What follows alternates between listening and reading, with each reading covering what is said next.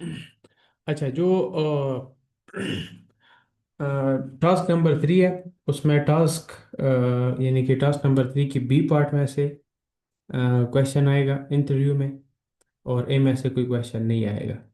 अच्छा, फाइनेंशियल, ये आपको पता है कि फाइनेंशियल एंड लीगल आर्गूमेंट के हवाले से था कि इसमें what the potential consequences to HGC for if not complying with the health and safety law. यानी कि एचजीसी जो हमारे पास यहाँ पे ऑर्गेनाइजेशन थी सिनेरियो में, क्या उनके पोटेंशियल कंसिक्वेंसेस या आउटकम हो सकते हैं कि वो अगर हेल्थ एंड सेफ्टी लॉज को फॉलो नहीं करते या उनके ऊपर नॉन कंप्लाइंस रहते हैं। ये तो, हाँ, ये तो हमारे पास था क्वेश्चन। अच्छा, अब इंटरव्यूअर आपको अगेन बताएगा कि आपने अपने पेपर के टास्क नंबर 3 और पार्ट बी में ये आंसर लिखा है। वो बकायदा अगेन आपको ये मुकम्मल आपको रीड करके बताएगा कि one of the answer you give was formal enforcement notice. ये भी मैंने एग्जांपल के तौर पर ये उठाया, ये आपके पेपर में से ही उठाएगा वो, कि फॉर्मल इन्फोर्समेंट नोटिस, यानी ये उस एग्जांपल के तौर पर है। सही है कि ये मैंने वहाँ पे लिखा हुआ है कि यानी कि अगर वो हेल्थ एंड सेफ्टी को फॉलो नहीं करते, ये मैंने अपने पेपर में लिखा हुआ है कि enforcement officer can issue the notice such as the one, एक ऑलरेडी उसको जो इन्फोर्समेंट ऑफिसर ने जो नोटिस दिया था, उसको जो हॉट अप था उसका काम जो था ना वो रोक दिया था, यानी स्टॉप कर दिया था। वो बकायदा ये पढ़ के, यानी रीड करके फिर आपसे क्वेश्चन करेगा कि can you explain why you choose this answer. क्या आप एक्सप्लेन कर सकते हैं कि ये आंसर आपने क्यों चूज किया या आपने क्यों पेपर में लिखा हुआ है। तो अगेन आप इस तरह आंसर दे सकते हैं, sir I choose this point because the scenario itself shows a very clear example of what can happen and when a company does not follow health and safety law. The enforcement officer visit the agency and immediately issue a notice, ये आपने सबने देखा होगा, notice to stop the use of the hot tub, यानी hot tubs का जो activity था वो स्टॉप किया गया था। क्यों? क्योंकि वहाँ पे वो डर्टी था, यानी कि गंदा था। This was a formal legal action and it directly affected the business because the hot tub area had to be shut down on the spot। कि मतलब वहाँ पे वो शट डाउन यानी कि स्टॉप हो सकता है, जो कि ऑलरेडी उसको एक नोटिस मिला हुआ था। इस तरह आप इसका आंसर दे सकते हैं। फिर हम आते हैं नंबर 4 की तरफ, यानी कि जो हमारे पास टास्क नंबर 4 था, जो कि working within the health and safety management system, how HGC would benefit from the formal health and safety management system.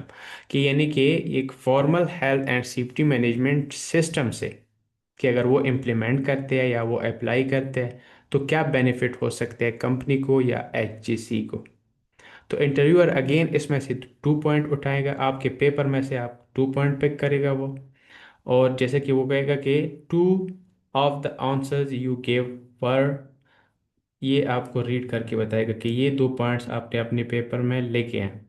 अब ये वो क्वेश्चन करेगा कि which one would you potentially be more costly to AJC, यानी इसमें से ज़्यादा costly जो है ना, पोटेंशियली कॉस्टली कौन सा हो सकता है AJC company if did not exist and why. अगर वो, यानी कि सही तरीके से वो, जैसे कि ये क्वेश्चन जो है ना वो यानी कि formal health and safety management system के हवाले से, यहाँ पे मैंने उनको 2 आंसर दिए एज ए स्टूडेंट, मैंने अपने पेपर में लिखी हुई है एग्जाम्पल के तौर पर। और उसने कहा तो फिर मैं अगेन इन 2 पॉइंट्स को, यानी इन 2 पॉइंट्स में से एक को, क्योंकि यहाँ पे लिखा हुआ है ना which one would you potentially be more costly to HGC, इसमें से कौन सा जो है ना वो ज़्यादा नुकसानदेह साबित हो सकता है उसके लिए, एचजीसी यानी कि ऑर्गेनाइजेशन के लिए।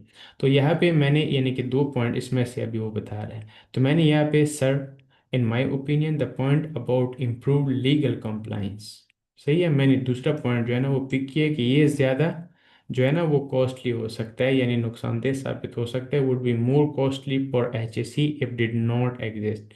The reason is that without a proper health and safety management system, agency cannot keep up with the legal requirement। यानी कि अगर वहाँ पे health and safety management system जो है ना वो सही नहीं है, यानी कि फॉर्मल नहीं है या प्रॉपर नहीं है, तो एजेंसी जो है ना वो लीगल रिक्वायरमेंट को सही तरीके से फुलफिल नहीं कर सकती।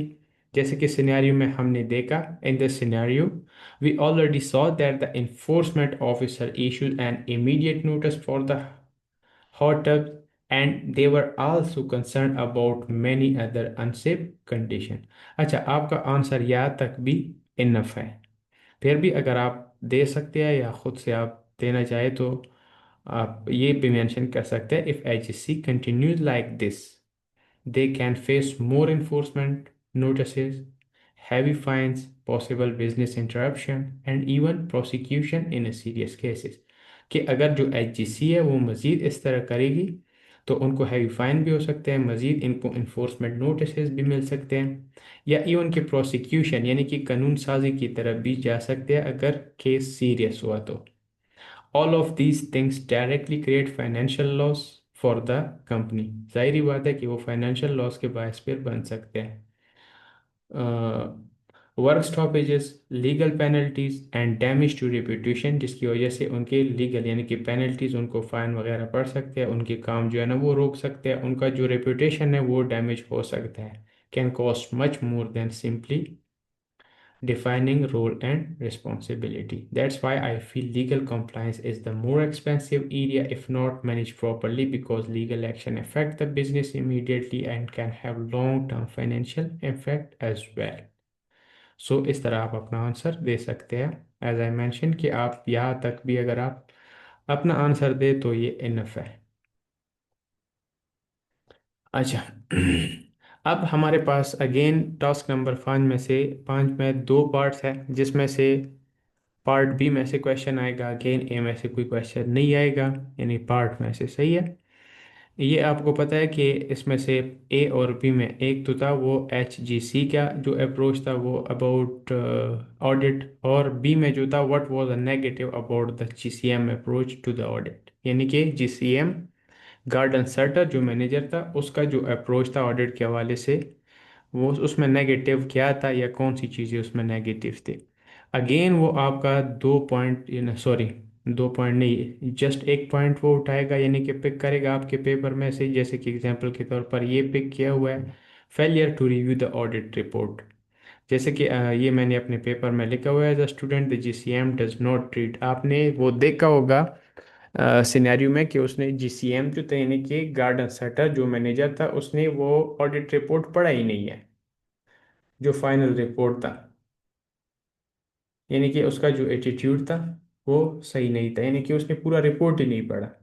तो फिर वो जब आपको ये पूरा मतलब कि एक जो पॉइंट है वो पे करके वो जब रीड करेगा फिर वो आपसे क्वेश्चन करेगा अगेन के how easy would it be to rectify this and Y.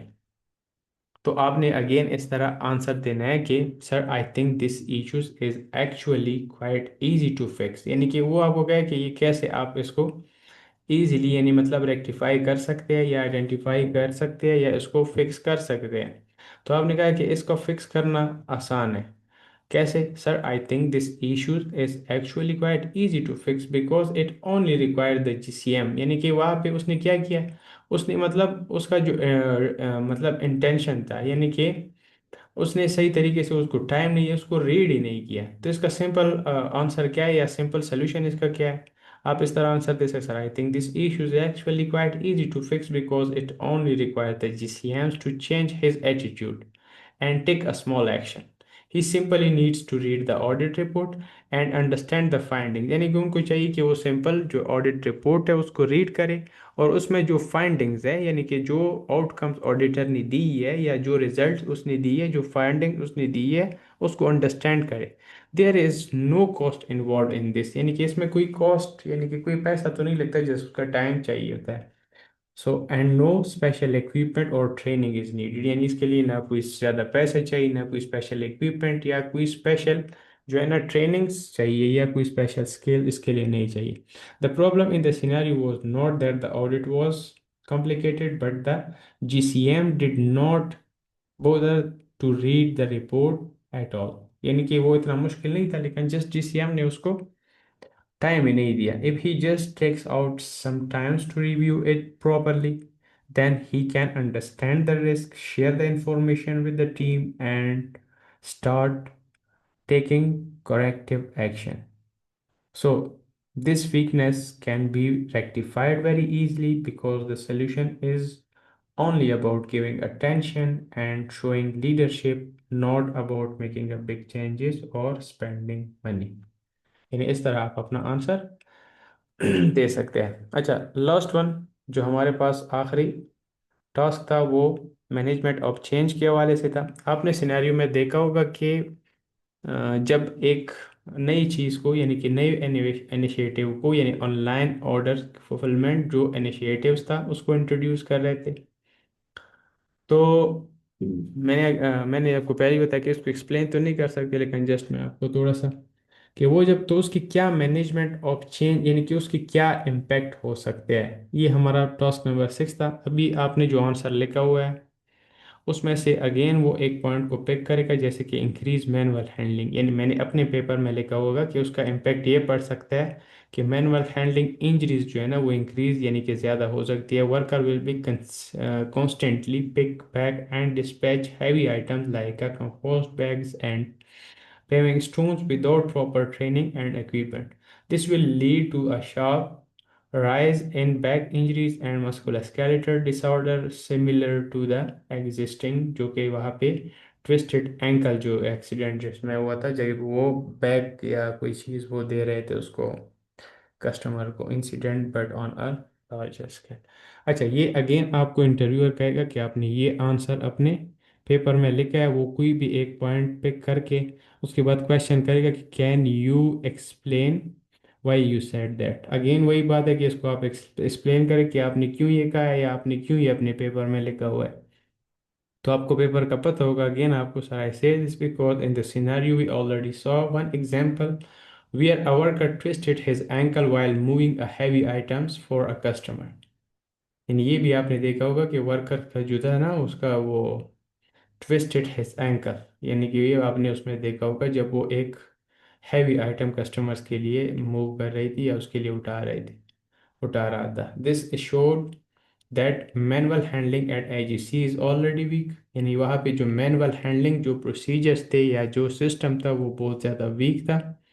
And people are not properly train और सुपरवाइज, जहाँ पे लोगों को, पीपल का मतलब वर्कर्स होता है यहाँ पे, सही है, यानी कि वर्कर्स को सही तरीके से या प्रॉपरली यानी प्रॉपरली ट्रेन भी नहीं किया और उसको सुपरवाइज भी नहीं कर रहे थे। इफ़ ऑनलाइन ऑर्डर इनिशिएटिव, ये लास्ट में जो इंट्रोड्यूस किया था या इंट्रोड्यूस करने का इरादा था, स्टार्ट्स विदाउट, कि अगर ऑनलाइन ऑर्डर इनिशिएटिव बगैर प्रॉपर प्लानिंग के या बगैर प्रॉपर ट्रेनिंग के स्टार्ट किया, workers will have to pick pack and dispatch even more heavy items every day. यानी कि अभी भी जो उसमें हो रहा है ना पैकिंग या डिस्पैचिंग का या पिकिंग का, तो वो उससे ज़्यादा होगा। अच्छा, and other load product, this will increase the physical workload a lot. Without training, your proper lifting technique or equipment like a trolleys, more workers can get back injuries, strains, and other musculoskeletal problems. So, I link this answer directly with the scenario and the current issue at the company or at the IGC. That's why I felt this point was suitable because poor management of the new system will increase manual handling injuries even more। यानी कि overall हमारे पास इसमें ज़्यादातर इस scenario में अगर आप देखें तो इसमें हमारे पास वीक पॉइंट ज़्यादा थे। यानी कि वो किसी भी एंगल से आप देखें, एडमिनिस्ट्रेटिव एंगल से आप देखें या जिस भी एंगल से आप देखें, तो इसमें पॉजिटिव कुछ भी नहीं था। तो ये मैंने आपको, यानी इसमें अगर आप देखें आंसर तो आपको किसी भी टास्क में से आ सकते हैं, लेकिन मैंने आपको थोड़ा आसान किया कि आप किस तरह अपना आंसर दे सकते हैं, या अगर आप टास्क नंबर 3 के फर्स्ट यानी कि ए पार्ट और टास्क नंबर 5 के ए पार्ट्स को स्किप भी करें तो मसला नहीं है। तो होप आपको समझ आ गई होगी। फिर भी अगर किसी का कोई क्वेश्चन है तो वो कमेंट कर सकते हैं। मिलते हैं नेक्स्ट वीडियो में, अपना ख्याल रखिएगा। अल्लाह हाफिज़।